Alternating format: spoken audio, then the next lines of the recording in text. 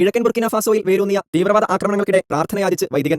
Father N ഗൗർമ രൂപതാ പരിധിയിൽ നിരവധി തീവ്രവാദ ആക്രമണങ്ങൾ അനുദിനം നടക്കുന്നു. ഈ പശ്ചാത്തലത്തിലാണ് പേര് വെളിപ്പെടുത്താത്ത ഒരു വൈദികൻ Aid to the Church in Need സംഘടനയിലൂടെ പ്രാർത്ഥനയാചിച്ച് രംഗത്ത് വന്നിരിക്കുന്നത്. പിഎലയിലെയും സാറ്റെങ്കയിലെയും ഇടവക പരിധിയിൽ നടന്ന ആക്രമണങ്ങൾ നിരവധി പേരുടെ മരണത്തിന് കാരണമായി. ആക്രമണങ്ങൾ പെരുകുന്ന ഈ പശ്ചാത്തലത്തിൽ എല്ലാവരുടെയും ശക്തമായ പ്രാർത്ഥനയാചിക്കുകയാണ് എന്ന് വൈദികൻ പറഞ്ഞു. ഒക്ടോബർ ആദ്യവാരത്തിൽ രൂപതയിലെ മാന്നിയിൽ ഭീകരർ നടത്തിയ ആക്രമണത്തിൽ 150 പേർ കൊല്ലപ്പെട്ടിരുന്നു. ഒക്ടോബർ 20-ന് തെക്ക് കിഴക്കൻ ഫാദ എൻ ഗൗർമയിലെ സാറ്റെങ്ക ഇടവക ഉൾപ്പെടുന്ന 2 ഗ്രാമങ്ങളായ സിയേലയും കോംബേഗോയും 100ഓളം ഭീകരരുടെ നേതൃത്വത്തിലാണ് ആക്രമിച്ചത്. ഞായറാഴ്ച പ്രാർത്ഥന കഴിഞ്ഞ് മടങ്ങുന്നതിനിടെയാണ് വെടിവെപ്പുണ്ടായത്. 2015 മുതൽ രാജ്യം ഭീകരാക്രമണ ഭീഷണിയിലാണ് കഴിയുന്നതെന്നും വൈദികൻ വെളിപ്പെടുത്തി. ക്രൈസ്തവർ ഉൾപ്പെടെ നിരവധി പേരാണ് ഭീഷണി ഭയന്ന് ഓരോ ദിവസവും തള്ളി നിൽക്കുന്നത്. ആഫ്രിക്കയിൽ ഇസ്ലാമിക തീവ്രവാദം ഏറ്റവും അധികം ബാധിച്ചിട്ടുള്ള രാജ്യങ്ങളിലൊന്നാണ് ബുർക്കീന ഫാസോ. കഴിഞ്ഞ വർഷം പെന്തക്കോസ്താ തിരുനാളിനോട് അനുബന്ധിച്ച് നടന്ന ആക്രമണത്തിൽ നിരവധി പേർ കൊല്ലപ്പെടുകയും അനേകർക്ക് പരിക്കേൽക്കുകയും ചെയ്തിരുന്നു. 2023-ലെ റിലീജിയസ് ഫ്രീഡം റിപ്പോർട്ട് പ്രകാരം 13 ആഫ്രിക്കൻ രാജ്യങ്ങളിൽ ക്രിസ്ത്യാനികൾ ഏറ്റവും കൂടുതൽ പീഡിപ്പിക്കപ്പെടുന്ന രാജ്യങ്ങളിലൊന്നാണ് ബുർക്കീന ഫാസോ. 2019-ലെ സെൻസസ് പ്രകാരം രാജ്യത്തെ ആകെ ജനസംഖ്യയുടെ 63.8% മുസ്ലിങ്ങളും 26.2% ക്രൈസ്തവ വിശ്വാസികളുമാണ്.